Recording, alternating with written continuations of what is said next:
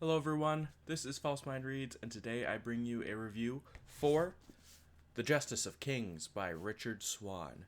Now, this book was pitched to me as epic fantasy with a little bit of Lovecraftian, like something sprinkled in. And I was like, okay, yeah. I was the guys over at Talking Story, mostly John over at Talking Story, who got me to read this book. And what really surprised me was the amount of politics. It is, I'd say, at least from from my narrow view of history, I'd say it's very influenced by Roman politics, but it is not a Roman style fantasy, right? It doesn't say here is the like here is Rome, but it's in a fantasy world and it's called like Ream, you know.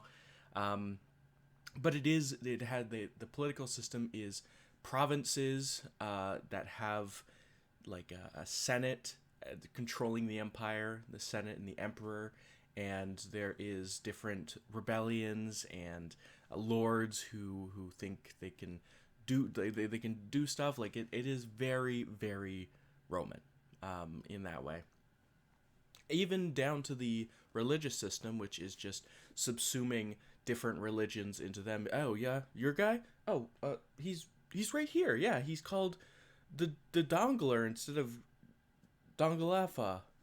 Yeah, yeah, he's in here. Just shit like that where like he's they it's very clearly Roman, but it's not Roman. You know what I mean? Like Will of the Many is, at least I haven't read it, but at least it's pitched as Roman. Like it's on the front of the cover with the Roman columns. This is not. This maintains its own vibe while still being heavily influenced by the city and the empire. Um, I think that like the most striking thing for me was the fact that it wasn't. First of all, this is a first person narration, but it's being told from the main character's perspective, way further on in life when she's old, writing it down, right? So it's less. Uh, it's not like Name of the Wind where it's like, let me tell you my life story. It's more basically Bilbo writing about the Hobbit, right? Except it's not. It's written like an account, not like the Hobbit. Yeah, and like the main character Helena, I didn't expect to like her as much as I did. I came out of the other end being like, she is a lot like me in a lot of ways. There's time when there's people killed in this book, and she is disgusted at, but she also hates these people, and so why is she disgusted? Why is she like almost brought to tears by their deaths? And I am a very empathetic person, and I get that. Like I sometimes you see something bad happen to someone that you hate, and you feel bad for them, and you're like, I hate them. I hate them. Why am I feeling bad? And that's exactly kind of what Helene is like. Just a very interesting character. She's a young woman. She's coming into herself in this world that's about to get very embroiled in turmoil. Yeah, and who else? It is Bessinger, Bessinger, Dubin, Dubin. He is very cool, though I feel like he was underutilized in this book. Dubin was underutilized. He was around a lot for the first half, and then for the second half, he was kind of like, "You stay here, and we'll go do this thing. You stay here, and we'll go do this thing. You stay here, and we'll go do this thing." And yeah, but it was fun. He was a fun character, though I am interested to see where he goes in book two, which is the Tyranny of Faith, which I'm reading right now. I just I wanna read another trilogy, so I'm doing this one, and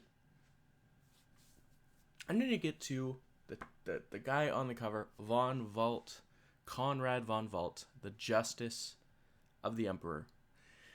He is to be treated just like you would someone under the emperor. He only answers to the emperor. So in that respect, he is literally in a higher position than the princes of, like, the sons of the emperor. He is in a higher position. And it's a very, you get a portrait of this man at a very transitional period in his life. You get a picture of him before he is, this whole thing kicks off. You get a picture of him during the kicking off, and you get a sense for where he's going to go afterwards. I feel like that picture is going to come more clearly in the second and third book. But yeah, this book, it uses its political elements really smartly. There's a mystery to it, but it's not a mystery book, if you get my meaning.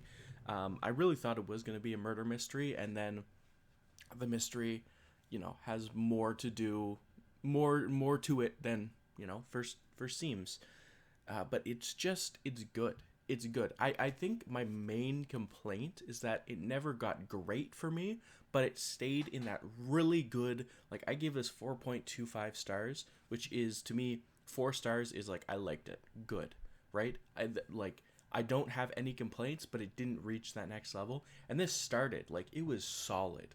It was more than solid. It was really, really good. Like, its foundations were just good. Great. I would even say great, even. But it never reached that level where it connected with me on, like, a purely emotional level. It always kept in the realm of, like, your writing here is very solid, Mr. Swan. Like, you are doing an incredible job with your books. I am enjoying myself. I could barely put it down. I just want to keep reading. But it never, I never fully got there with the emotional connection to the book itself, not like the characters. Like, I did feel bad. Like, there was some times where I was like, oh my god, that's like Helena. Like, I'm sorry, but yeah, it was just good. I really enjoyed my time reading it, and I can't wait to read book 2 and hopefully book 3, and then Grey Vampire. But we're getting ahead of ourselves. I'm reading book 2 right now, and yeah, thank you guys for watching. I will see you in the next review video, YouTube thing. Bye bye.